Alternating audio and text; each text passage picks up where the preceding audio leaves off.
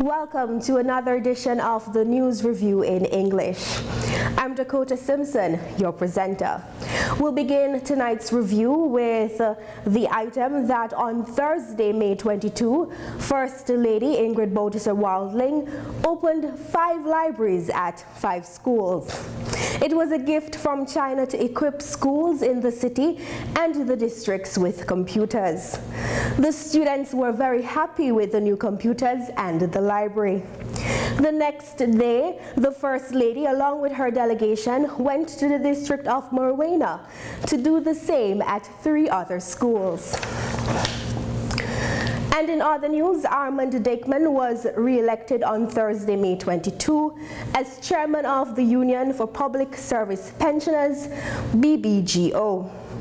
Dickman wants to continue the work of the past year. On May 29, the union met with the president, Daisy Bottiser. The office of the BBGO will be extended because the current space is not big enough to accommodate all its members. Another item for review this evening is that unemployment and poor education are stagnating the development of the districts of Morowena, Sipaliwini, and Brokopondo. This was the conclusion at the presentation of the results of the last Volume 3 census in the 3 districts. During the last 8 census, it was made clear that these 3 districts are still not doing well in the fields of combating unemployment and the lack of formal education. After the presentation, the results were presented to the managers of these 3 districts. Another item for review is that no later than this week, more than 200 households in Comowena will be provided with tap water. This was promised on Friday, May 23, by the head of the Water Supply Service of the Ministry of Natural Resources, NH, Marlon Hosterling. Some 220 families will be able to get water from their own faucet in a few days. This is a development for which the people of Marienburg have waited on for decades. The previous situation was one where the public health was at risk. Now the Water Supply Service promised a fundamental solution. With the increase in the number of homes in the district, the need for water also increased dramatically. This was also one of the factors why this project is now being implemented. In the social package of the present government, the shortage of water is on the list of priorities, so therefore new areas should be connected to the water network.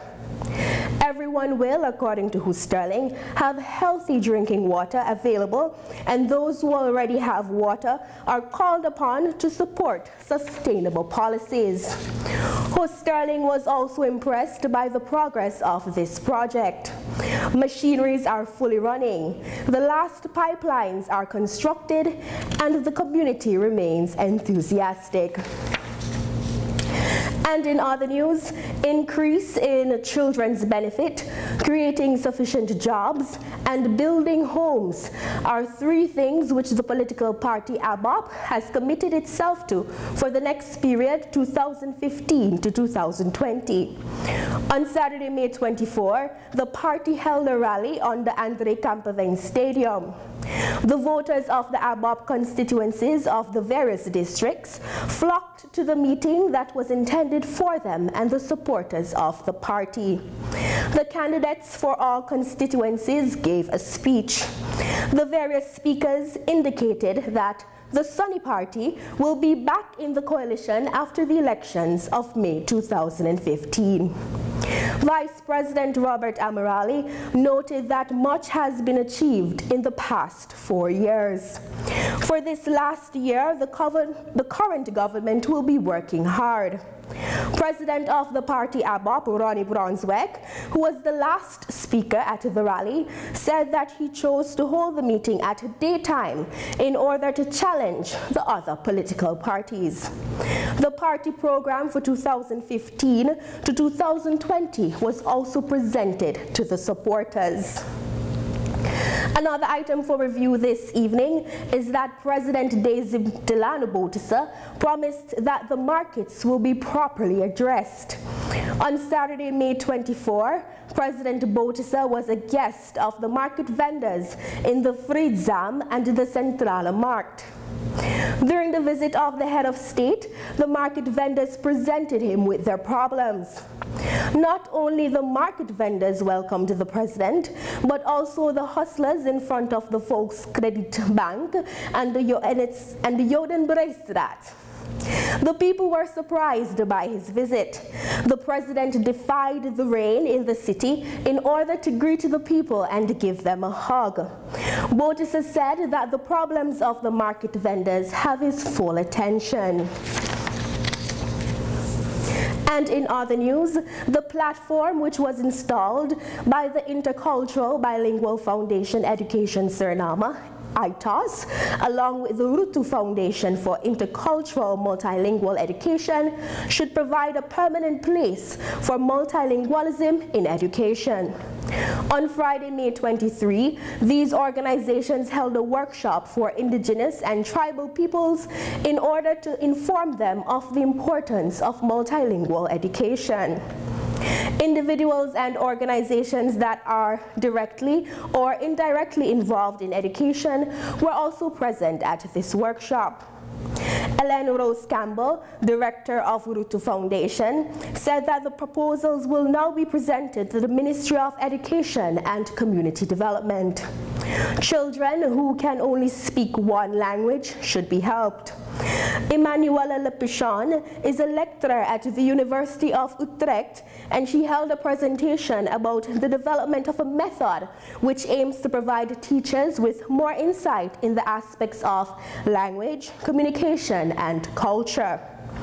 It indicated that the multilingualism of Suriname is something unique and therefore should be cherished and preserved. Also, students should not bear the brunt of the fact that they don't speak other languages.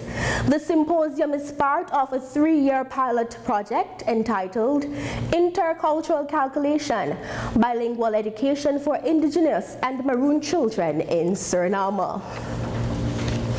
Another item for review this evening is that the Theo de Witt Bridge, better known as the Tiwi Bridge, is now opened for traffic. The bridge is very important to the community of Nikeri. It was originally a drawbridge. The Minister of Spatial Planning, Land and Forest Management, Stephen Relefeld, and his colleague of Agriculture, Livestock and Fisheries, Suresh Algo, supported the Minister, Rabin Pamasar of Public Works, at the opening of the bridge. The bridge is an important link in the east-west route between Cayman Polder and the exit road at Wageningen. Minister Pamasar appealed to the Regional Police Commander of Nikeri, Stanley Benskop, and the District Commissioner, Wed Prakash Julumsingh, to ensure that the bridge is well maintained. Some work still has to be done on the bridge before it's officially opened to the public.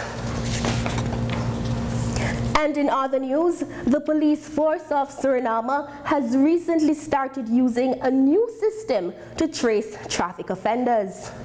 It is an automatic plate number system, ANP. It can track traffic offenders who have been sentenced by the courts but have not paid their fine. During a special police control, traffic offenders with outstanding fines were stopped. The system works by scanning the license plates of vehicles that are passing. Defaulters of fines are caught right away. All data such as name, address, order number, and the amount the person has to pay are included in the system. These persons then have to pay the fine immediately. Acting Police Chief Agnes Danielle indicated that the system will also be implemented in the districts. Iswadat Ram Sukul, ANP coordinator, who manages this system, indicated that it was not easy to trace the persons. The automatic plate number system has proven its usefulness in a short time. Within 2 weeks, more than 22,000 Surinamese dollars in unpaid fines have been collected. This check is performed daily. In concluding our reports for review this evening, we see that now that the budgets of the 17 ministries are approved, the execution of various projects can be initiated. On Tuesday, May 27, the budget for 2014 was approved in the National Assembly. The yes votes varied from 26 to 33 because in some cases the opposition abstained from voting or voted against the budget. After the adoption of the budget, the leader of the mega combination, Ricardo Panca, congratulated the government. Both the fraction of Nieuwe Suriname and the Percha Luhur voted against the budget of the Ministry of Education. Harish Morarat indicated that he voted against the budget because it showed that some ministries are depoliticized. But in reality, this is not the case. The opposition parties Newer Front and BEP also voted against the budget. Speaker of the Parliament, Jennifer Simmons, congratulated the Parliament, but she also admitted that everything is not going well. She encouraged the government to go for a good policy. President Daisy Botisa thanked the Parliament for their efforts during the budget debate that lasted about 5 weeks. Thank you for staying tuned in. Until next week when my colleague Randy will present. I'm Dakota, wishing you a pleasant evening.